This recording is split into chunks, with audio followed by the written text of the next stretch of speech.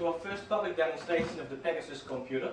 Before we're going to show you the machine running, we first want to show what's inside the machine.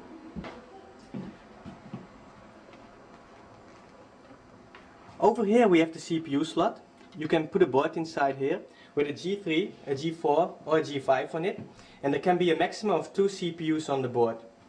Over here we have the memory connections, the IDE connector, the AGP connector and the PCI slots. Over here is the firewire connector for internal usage, and on the back side of the machine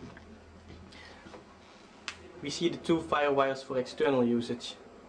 Here are the inputs and outputs for the audio, the microphone input, the game port, keyboard and mouse, USB, Ethernet, serial connector, parallel connector, SPDIF for digital input, and the phone line connector.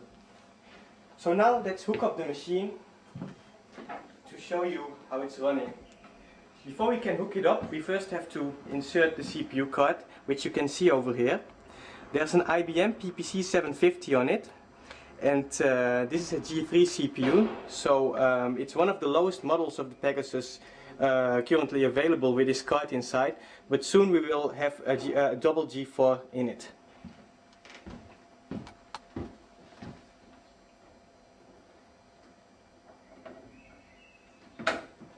Okay.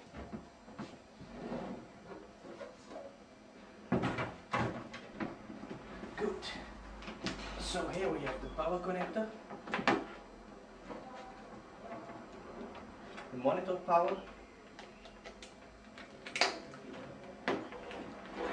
the monitor cable,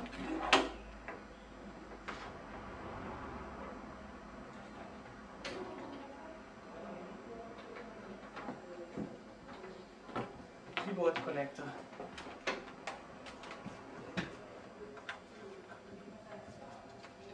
and finally the mouse, which in this case is the receiver of a wireless mouse.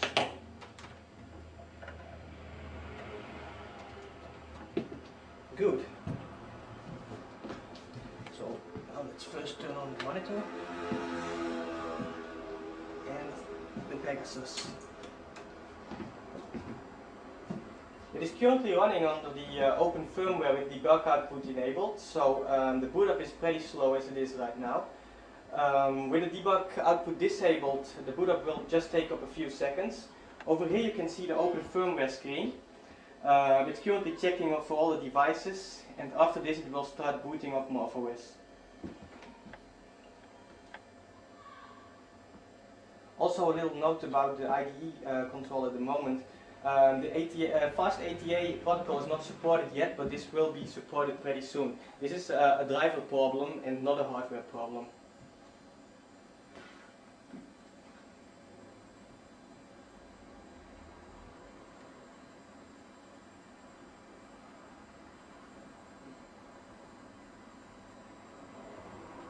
Okay, here it goes.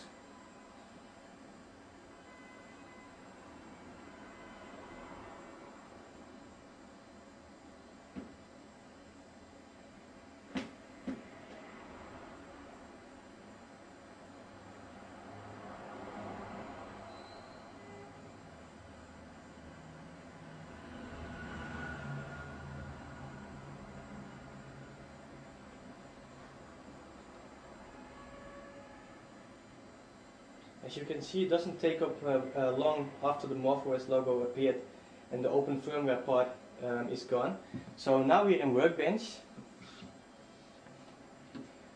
Here's the backdrop, and as you can see, the transparent menu system is working as well, and it's working extremely fast. So let's give a little demonstration of Candy Factory Pro.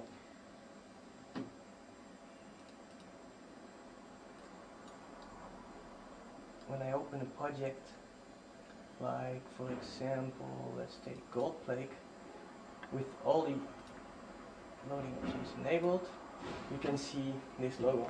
It's a little bit faster than expected because everything runs completely in real time. So this gives some example of how fast the machine is, even when it's running on a low-end G3. So this was a demonstration of the Pegasus for the moment. We will get back to be showing more pretty soon, and we hope you enjoyed it.